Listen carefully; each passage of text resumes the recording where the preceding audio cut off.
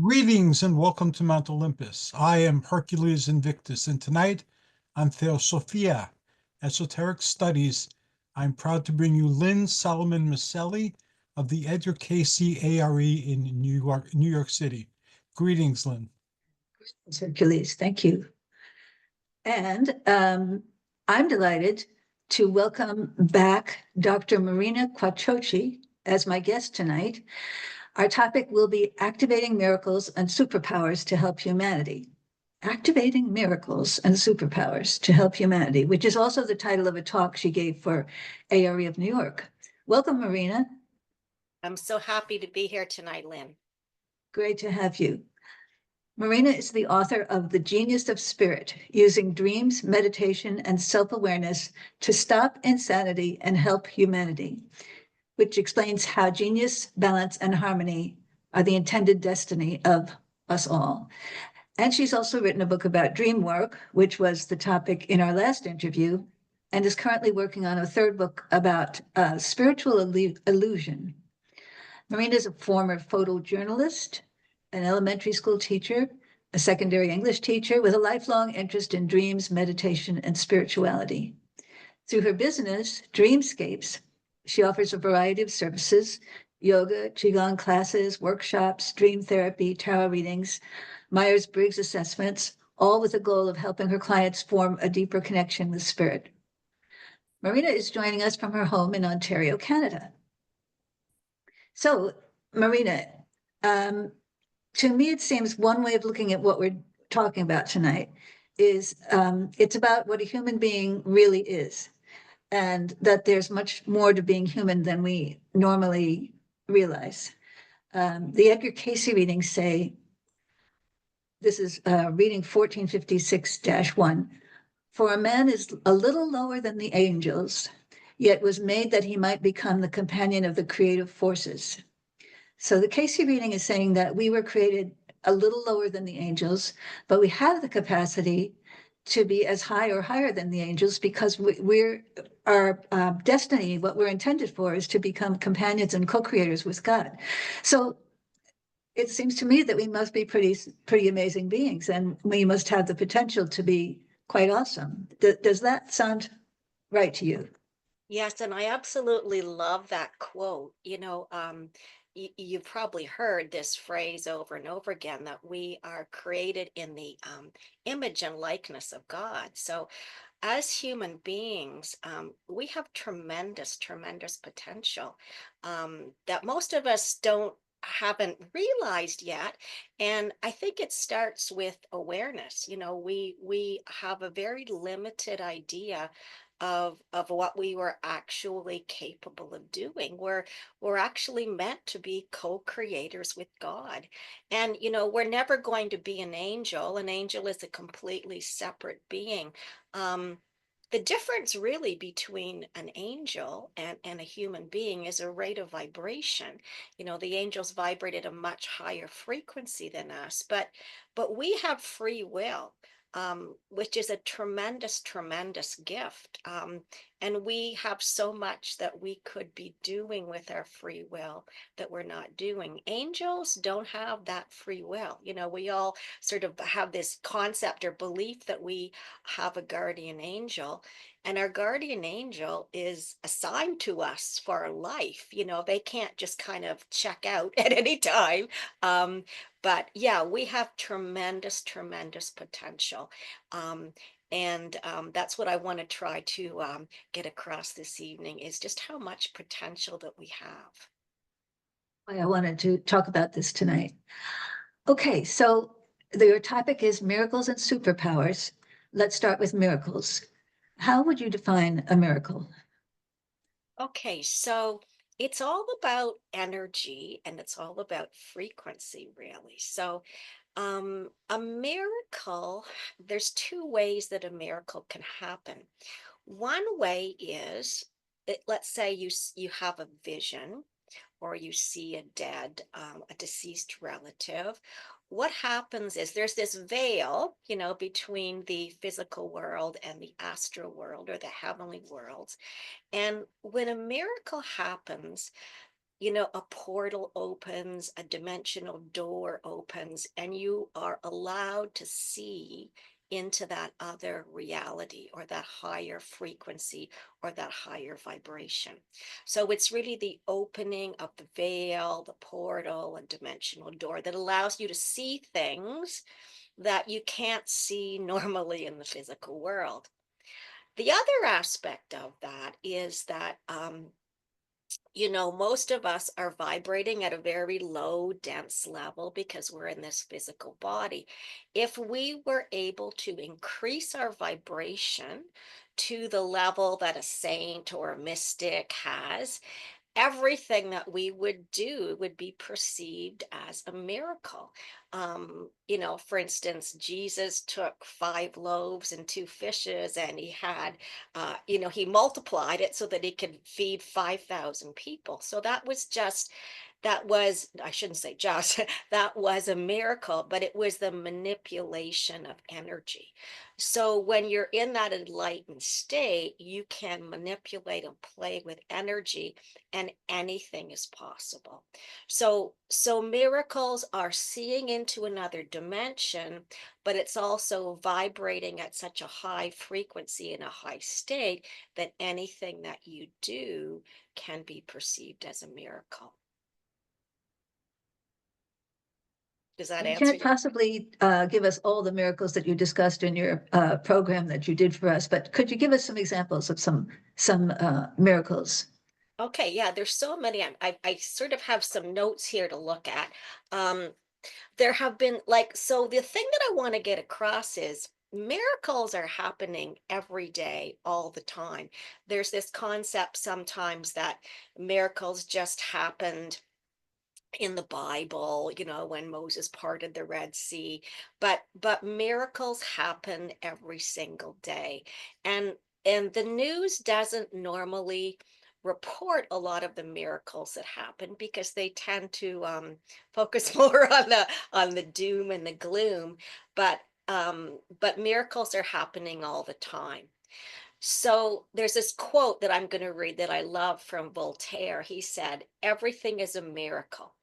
The stupendous order of nature, the revolution of 100 million worlds around 1 million stars, the activity of light, the life of all animals, all are grand and perpetual miracles." So miracles are happening every day, all of the time. So I'm just going to, I've got some notes here I'm looking at. I'm just going to talk about a few of them. One that I mentioned in my book was this Dutch athlete. Her name was Monique van der Vorst, and she was confined to a wheelchair. She had muscular dystrophy from the age of 13, and she was told that she would never, ever walk again. And she competed in the Beijing Paralympics, and she won 2 silver medals. And then when she sort of was at the top of her game, you know, it looked like things were going really well for her. Um, she was struck by a car. And the doctor who arrived at the scene said she wasn't going to make it. And she was in a coma and she had a severe spinal cord injury. And when she first came out of that coma, all she could do was just move one hand. And then one day when she was exercising, she felt this sensation in her hand and she made a fist. And long story short, a year later, she was walking and she'd signed a contract with a cycling team, and she trained for the next Olympics. And she won almost every race that she participated in, nationally and internationally, and she won the World Championship Ironman in 2009. So this is a woman who was told she would never walk again. You know, even the fact that she would ever live again was questionable. And she ended up making a complete recovery. So there's all sorts of stories like this. Another event that I talk about in the book was the earthquake. If you remember the earthquake that hit Haiti in 2010. So what's remarkable about this is that, you know, a human being, we can live for a long time without food. We can live for 4 to 6 weeks, depending on how much body fat you have. But the thing that's tricky is we can't survive without water. Most people will not live if they don't have water for 3 to 4 days. So we die because of lack of water first, not because of lack of food. So 6 days after the earthquake struck, which was way past the limit where anybody should have survived, they found this 6-year-old girl, lovely Avelis, and she was okay. And the newspaper said, it would be a miracle if her family was able to find her, because over 3 million people had been displaced in that earthquake, but her family found her, and they were reunited. The next miracle that happened 14 days later was a man, Rico, who was pulled from the rubble. He was only wearing his underpants, but he was alive without having eaten or drinking anything in 14 days. But the most astounding case was 15 days later. A 17-year-old girl, Darlene, was rescued. Now, she was really dehydrated. She had a broken leg, but she was alive. Now, what saved her, they think, was the fact that she was having a shower when the earthquake struck, and they think that she was just able to get little bits of water from that shower, which was able to keep her alive. There have been numerous cases of airplane crashes where the airplane completely disintegrates and people live. One of those cases was in 1972. There was a flight attendant. Her name was Vesna Volovic, and she was in a Yugoslavian airliner, and it completely crashed. She landed on a hill and survived the crash with 2 broken legs. In 2010, there was a 9-year-old Dutch boy, Ruben, and there was a jetliner crash in Libya, and he was found alive, still strapped to his seat. Also in 2010, this was a really amazing story. There was a Boeing 737. It was believed that this plane was hit by lightning, and it crashed in a thunderstorm, and it exploded into many, many pieces. And the plane slid forward on its belly, and the fuselage was fractured, and there was bits of the plane everywhere. There were 131 people on board that plane, and only one of those people died. And they think he died of a heart attack. But all 131 people survived that crash, despite the fact that the plane was in all kinds of pieces. And one of the men that was in the crash described it as a miracle from God.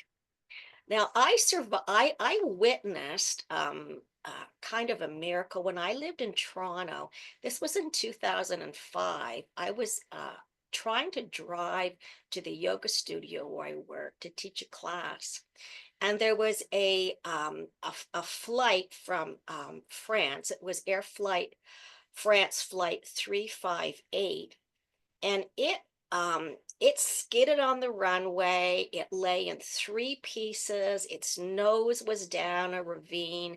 I remember the 401, the highway that went by this airline crash, was completely blocked. All you could see was smoke and fumes. The sky was just black. There were 297 passengers on that plane, and none of them died. They were all able to escape through emergency exits in just 2 minutes, and there was no fatalities. And just seconds after they got everybody out, the whole plane just exploded into all these black toxic flames. So those are just a couple of examples. I also talk about a Canadian physician who wrote this book, Miracles, Doctor, Saints, and Healing in the Modern World. This woman was an atheist until she started doing research for this book. And she found all kinds of cases of dead babies who would come back to life, crippled people who began to walk again, people who had cancer and their cancer went away overnight. Um, so there's just so many examples of miracles, things we can't really explain, but like that's what a miracle is. There's this phrase with God, anything is possible. So yeah, anything is possible. Talk a little bit about Joseph of Cupertino and Padre Pio. Those are such great Okay. stories. Yeah. Those are amazing men. Now you can look this up on the internet, especially like YouTube has all kinds of videos about both men. I'll talk about uh Saint Joseph of Cupertino first because he lived from 1603 to 1663, and he was an Italian, a Franciscan friar, and he was a very humble man, a very pious man, and he started having visions as a child. And most people considered him very dull and but he would go into states of ecstasy, and he would literally, literally and figuratively be high. And he would have such joy in these ecstatic states that he would literally lift or levitate off the ground. And there's 70 documented cases of him doing this. And when you look him up, there's pictures of him flying through the air. But he once levitated when he was having an audience with the Pope, and they couldn't get him to come back down to the ground. Like it's quite amazing. So he's the patron saint of pilots and aviation. He's also the patron saint of anyone with learning disabilities because they felt he had a severe learning disability, even though he was quite an extraordinary man. Now, someone who lived, in more modern times was Padre Pio, and he only passed away in 1963. So he's a more contemporary saint. He lived from 1887 until 1968. So he was a priest, he was a mystic, but he was one of those many saints that had the stigmata, like the marks of the wounds of Jesus on his palms.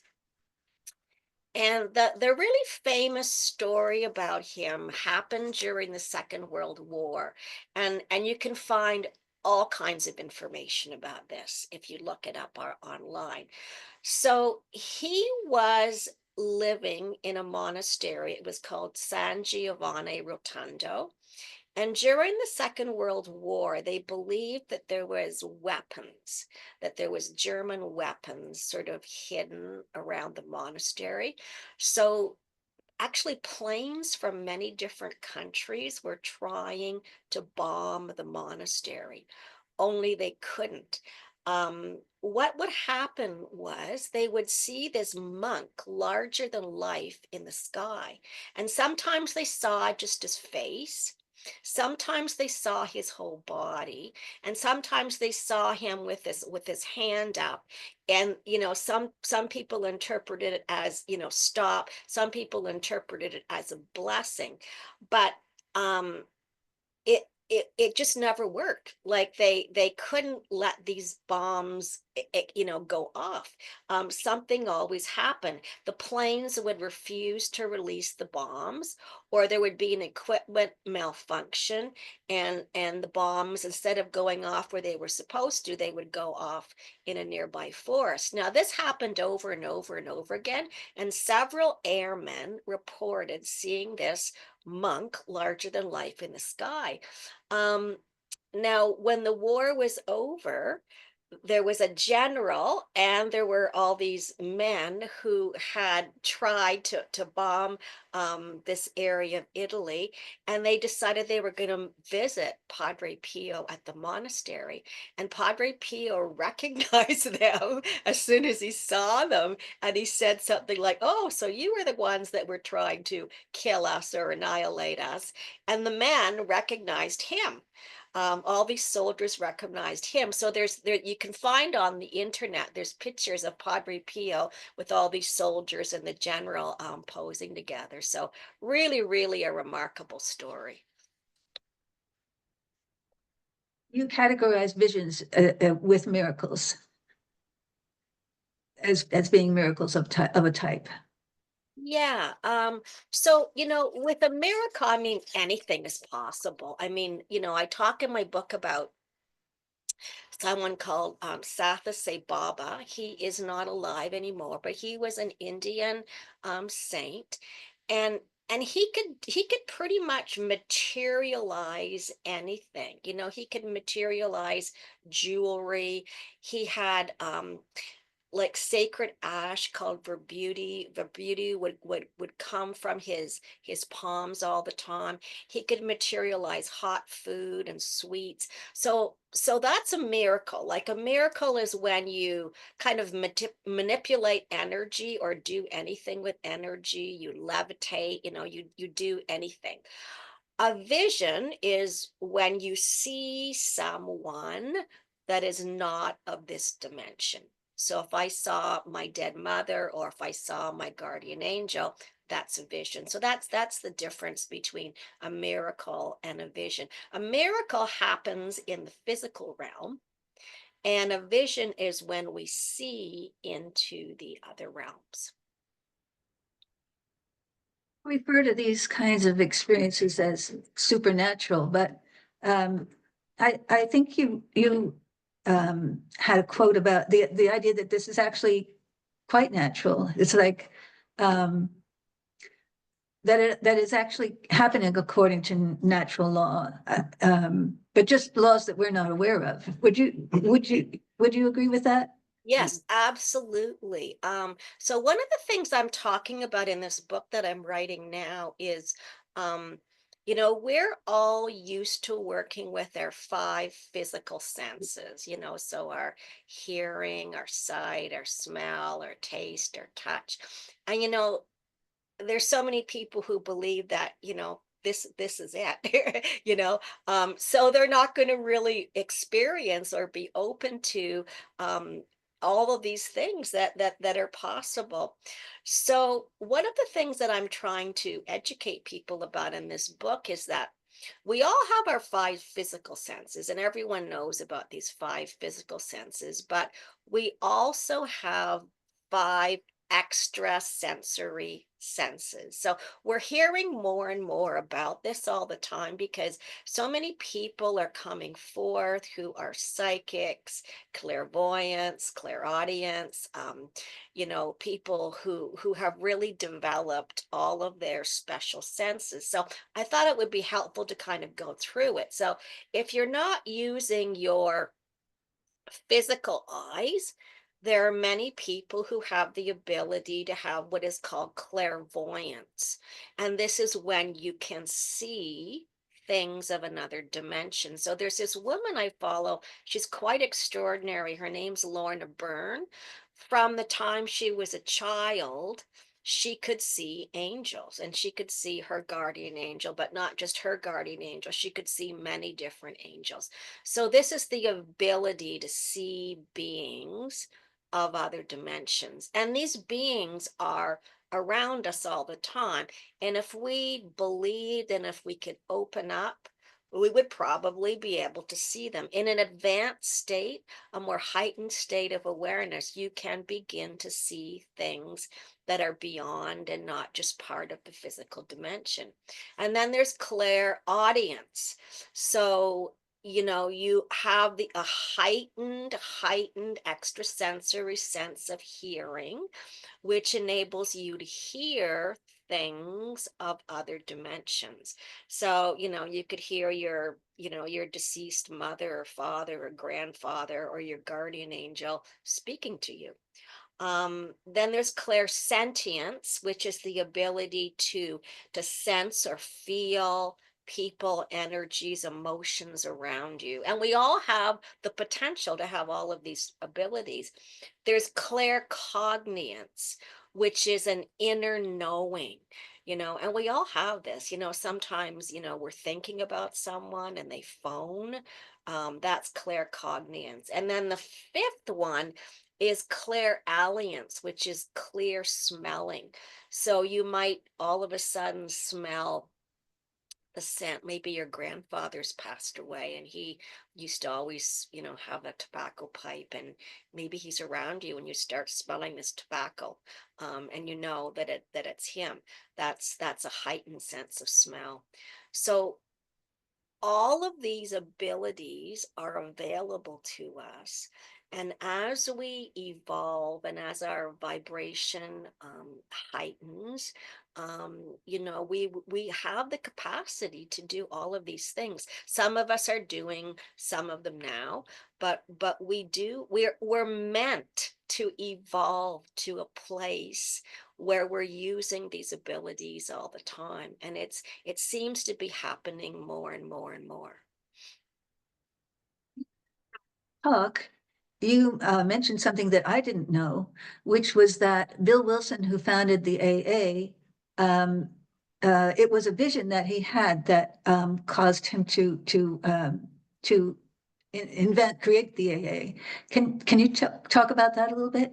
Yeah, and I've always felt that, that's the reason that AA has been so successful, because it was founded on spiritual principles, and it was founded on the belief that, you don't have to believe in God, but you just have to believe that there's a higher power or an intelligence in the universe that is able to heal and to help you. But what happened with Bill Wilson is quite interesting. He was a young man. He was only 39 when he ended up in the hospital because of severe alcoholism.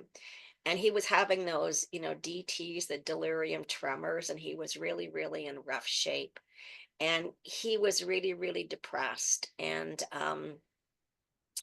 so he was sort of at the end of his rope, and he cried out. He just cried out, "If there was a God, let him show himself." And he went, "I'll do anything. I'll do anything."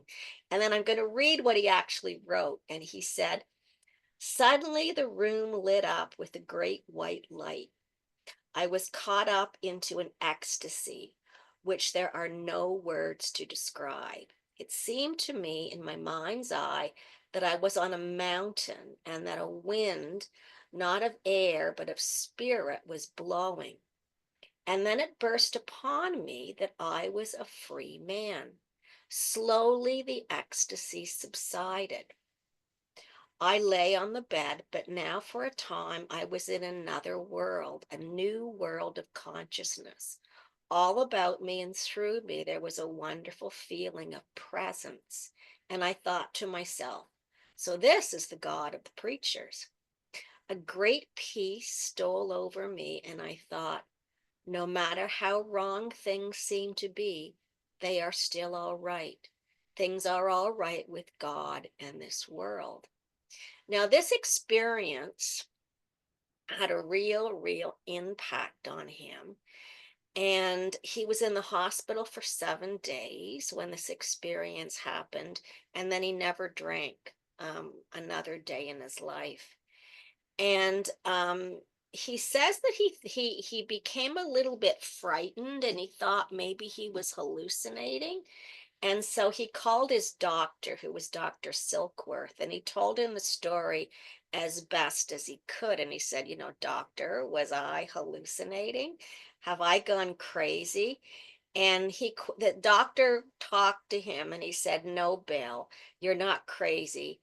Some great psychic event has occurred. I can feel it, I can see it, but I can't define it. Whatever it is, it's much better than what you had before this happened.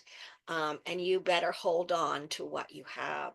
So that experience was so profound for him that he did eventually, with another man, he started AA, and it's become one of the most successful organizations in the world. But it all began with that vision when he was sort of at the end of his rope, a young man dying in the hospital of alcoholism. Could have been an enlightened doctor. I think Yes, there might have been some who would have said, yes, you're crazy, and we need to yes, we need to yes. put you in an Yeah, that's institution. true. That's a good point. Yeah. Yeah, because there's all these stories of people who have had near-death experiences, and some doctors are very sympathetic and aware and encouraging, and then other doctors aren't. But it was probably his destiny or his fate, to do this. And, the universe kind of, I like to believe it conspired to make sure he had the right doctor so that things would move forward and he'd create AA. Yeah. Yeah, that's a beautiful story. So you told us in your talk, you talked about the 12 conditions of a miracle, 12 conditions that are more likely to cause miracles to happen. Could you talk about those 12 conditions? Sure.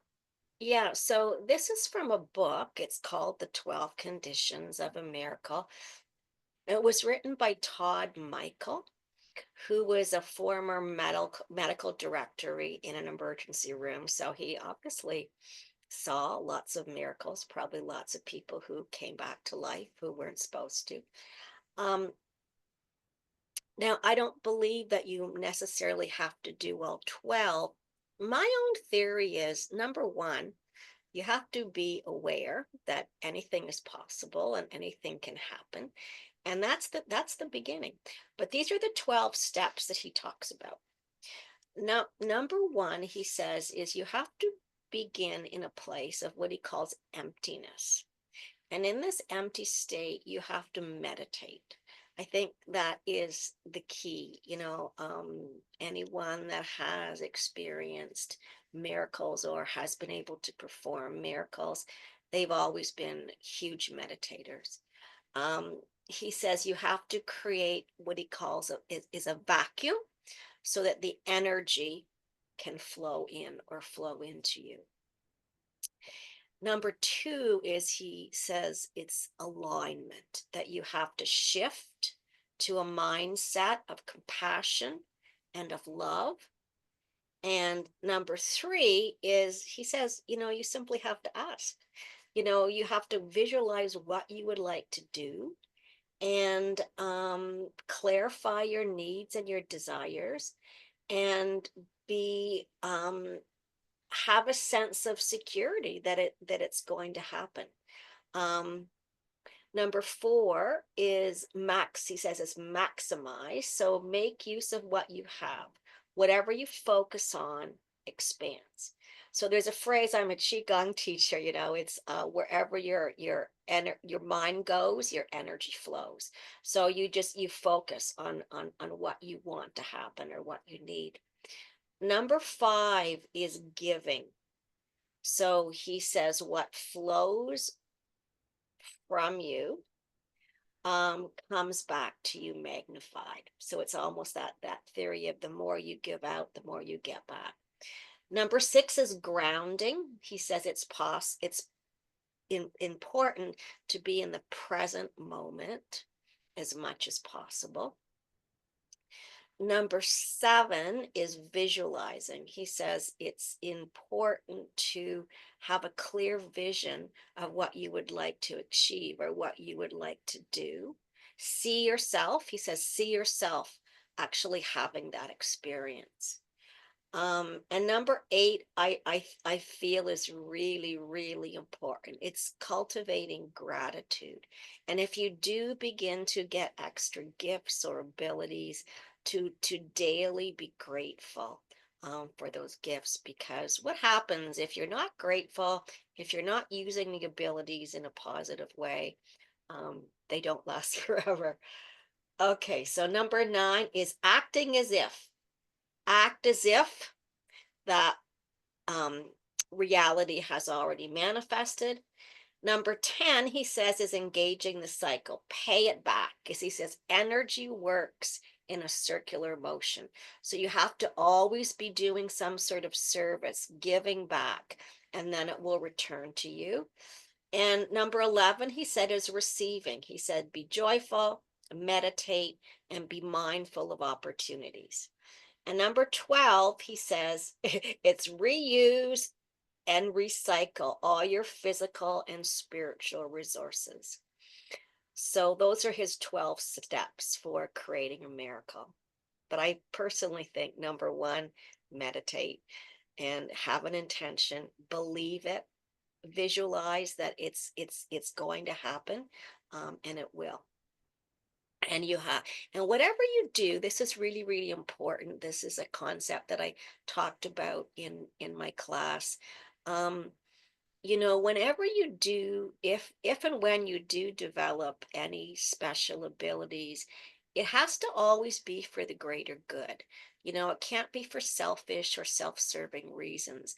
If you really want to be a healer because you really want to help other people, then the possibility that you will be given that ability is a million times higher, because you're doing it for the good of humanity. That's really, really important, that the intention or the motive comes from your heart and your soul rather than your mind or your ego.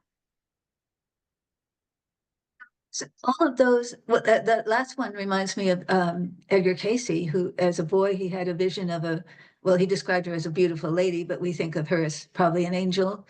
And she asked him what he would like what he would like, and he said he would like to be able to help people, especially children who were sick. And then he manifested these abilities to, go into a trance state and give readings for people that diagnosed their illnesses and told them what they could do to be cured for all kinds of people, but including children. So Yes.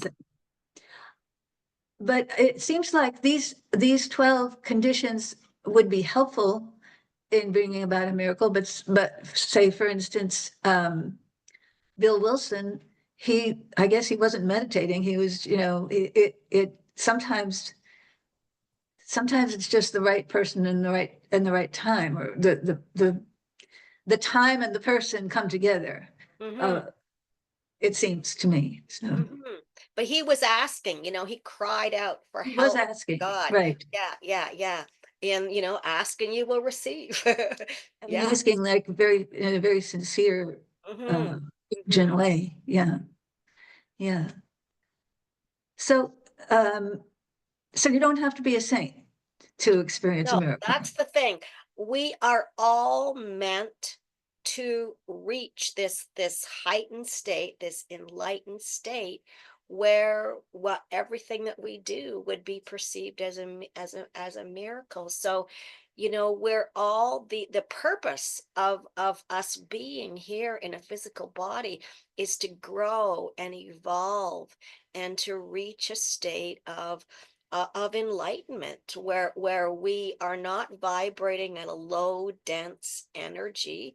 We're vibrating at a higher frequency, where anything is possible. And that's our destiny. That's the end goal. That's what we're all meant to do, is become co-creators with God. God doesn't want us to keep playing small. He wants us to grow and evolve, and we will get help like Bill Wilson did if we ask for it. Sometimes we just don't ask, or sometimes we just don't feel that we're worthy, but we're all worthy. And it's changing. Like, I can see how it's changing. I mean, the number of people having spiritual experiences is just growing in leaps and bounds, and the number of people who are becoming psychic and channeling is just, it's just exploding. you know, in the past few years. So it's what we're all meant to achieve. Go on to talk about superpowers. We've kind of started to move in that direction anyway. Um, so um, you've you have some thoughts about why we're so drawn to superheroes and superpowers in movies and stories and fairy tales and so forth. Can we talk about that a little bit? Sure, yeah. So I mean, you think how many superheroes there are, and it seems to be like, you know, there's Superman and Batman and Wonder Woman. Like there's just so many, and it's growing and growing and growing. And I think at a deep, deep soul level, we all know that we can all be superheroes, that we all have this ability. So we're fascinated by this concept, you know, because at some deep level, we know that it's true. And when you think about these superheroes, they were all working for the good of humanity. You know, they weren't doing it for any selfish or material gain. That's what made them a superhero. And, you know, you think about Harry Potter, you know, like why did that book have such phenomenal success? You know, in that book, there's the regular people, the muggles that are like us, and then there's all these, you know, children with superpowers, and that was their natural state. So, you know, I think that that whole series became so incredibly successful because at a deep, deep level, you know, we all realized we're capable of having these superpowers. We don't have to be muggles all our lives. We can be so much more. So this idea of superpowers is not something new. It goes back. Hinduism is the oldest religion in the world. And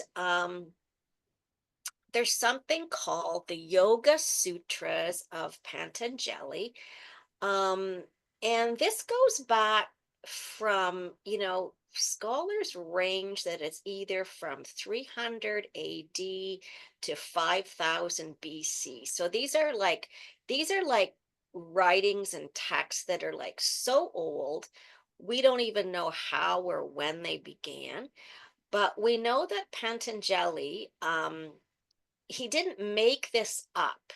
He took this information um, from text and sacred writings that were available then. And when you know, as a yoga teacher, I studied the Yoga Sutras and Patanjali. Like it's a real big, big theme if you're training to be a yoga teacher.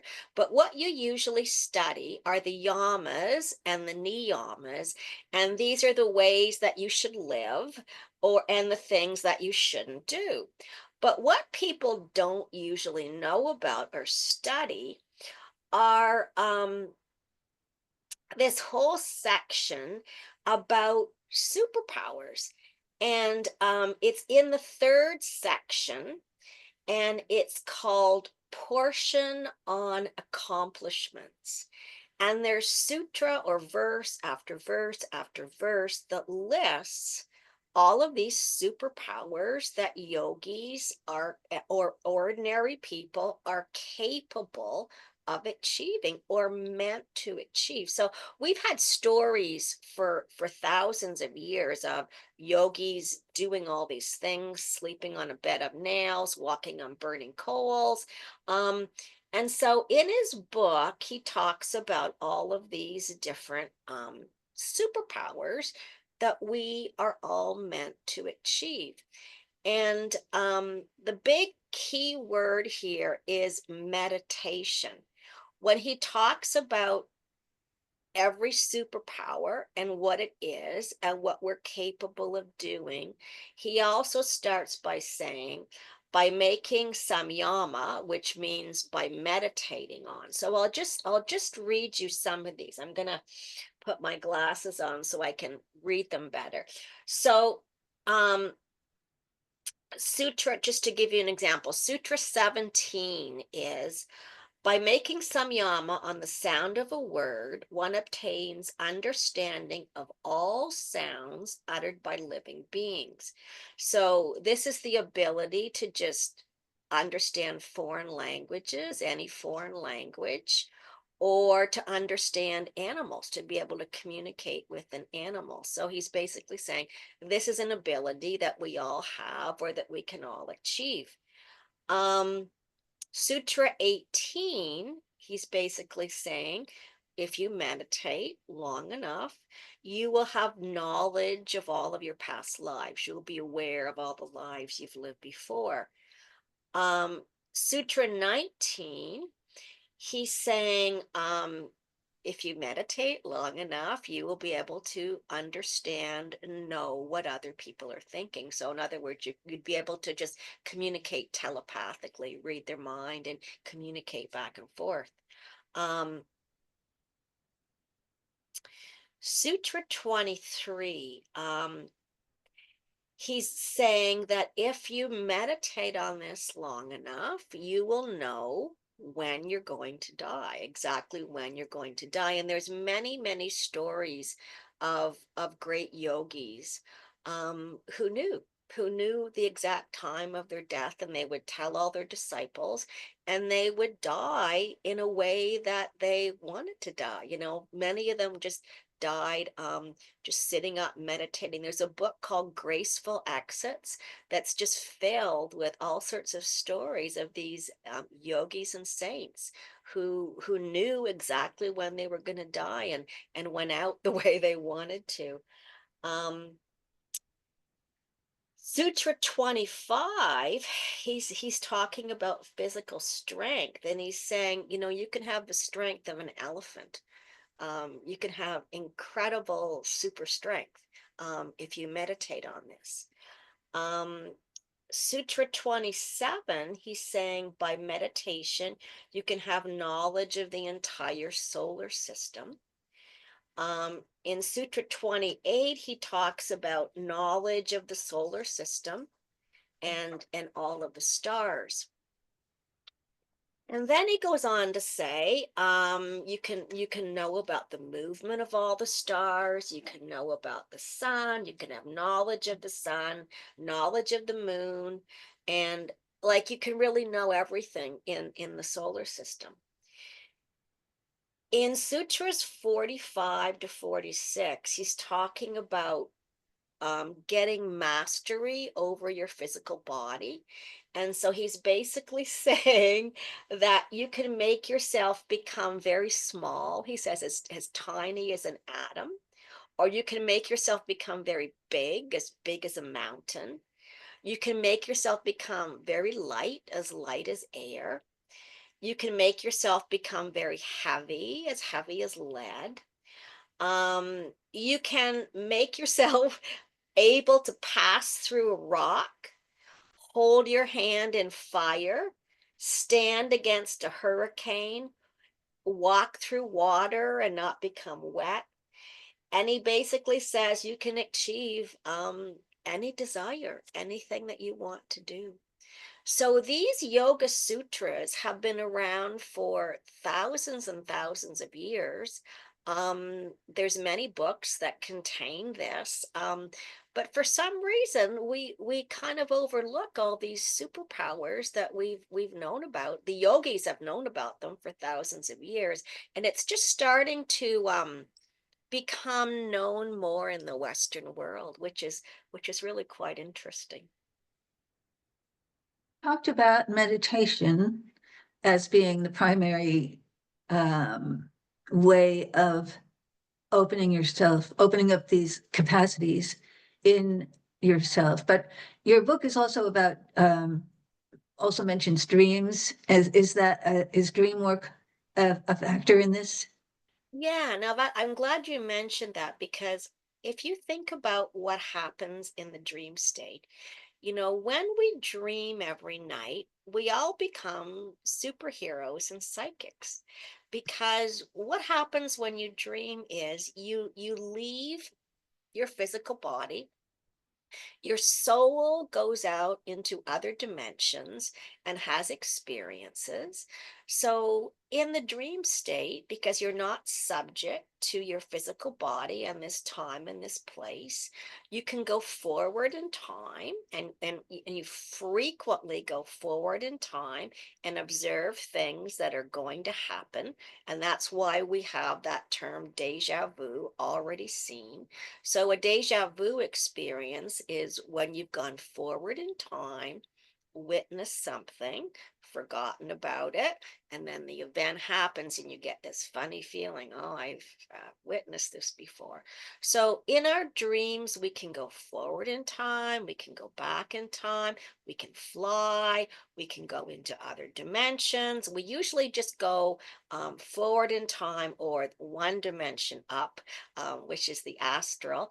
But you can communicate with deceased relatives. If someone dies, you can speak with them or have experiences with them. So we have superpowers that we use in our dreams every night. We just often don't acknowledge it, or we're not aware of it, or we wake up and we have to run to work, or run to school, or do whatever we have to do, and we don't take the time to just close our eyes, meditate, be in a mindful state, and become aware of all these amazing things that we've done when we were sleeping.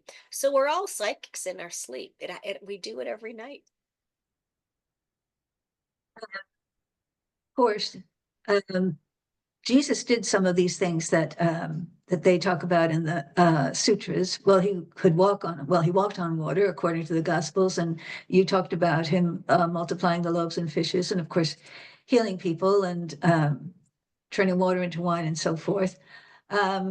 You had some thoughts, and he told his disciples that they could do these things he did, or even greater things. Yes, So he was telling people, this isn't just me. You can do these things too. And actually, Edgar Cayce said that as well. He said, you you all can do this if you are willing to pay the price. He said, which in his case, well, I guess the price would be living a certain kind of life, having a certain kind of discipline, giving up certain kinds of negative things and so forth.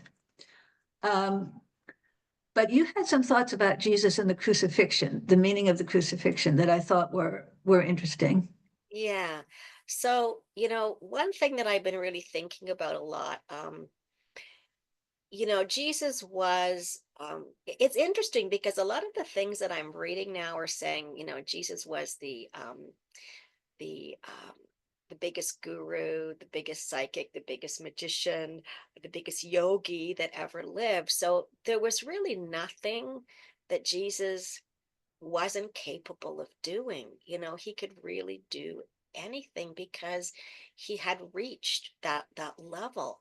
And so, if you think about it, why would a fully enlightened being like Jesus, why would he allow himself to be crucified?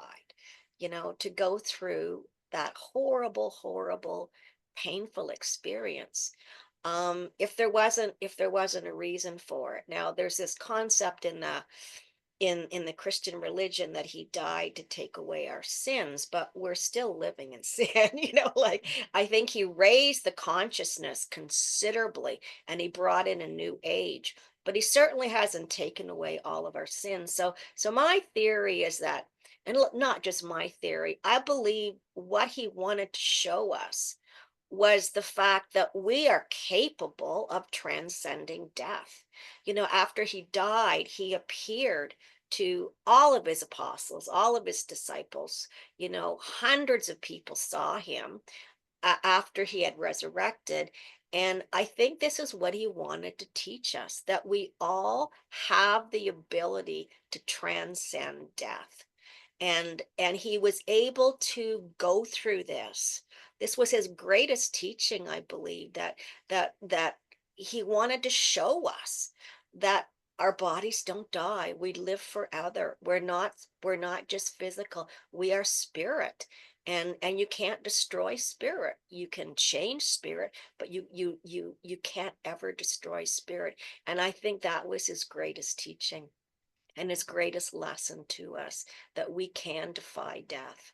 the death doesn't have to be horrible or painful, because as spirit, you do live forever. Generally speaking, the message is there's a lot more to us than most of us experience on a day-to-day basis. Yes. And you also talked about Atlantis and how some of these abilities were things we had in Atlantis, and we're kind of like reclaiming them now. And yes. But the lesson from Atlantis, I mean, Atlantis imploded because there were two forces. I mean, Atlantis, you know, when you read about Atlantis, it sort of says, you know, this civilization was so technically sophisticated and so spiritually sophisticated. We haven't even begun to reach the level that the Atlanteans had reached.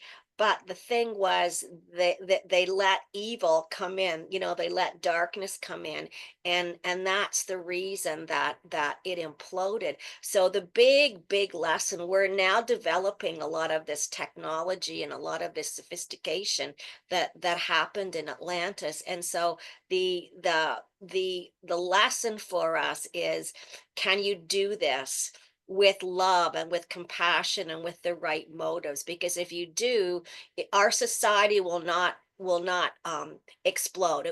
We will not end in a third world war if we can hold on to love and integrity and see each other as our brothers and sisters, and not be divided, not let division bring us apart. We will surpass what happened at Atlantis and more, but we will do it without destroying ourselves. And that's the real important lesson and takeaway that we all have to understand right now.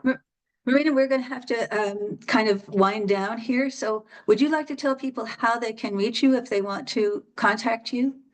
Sure, you can go to my website, which is www.marinaquattro, MarinaQuattro.com. So, or just put in my name, Marina Quattocchi, and it will come up.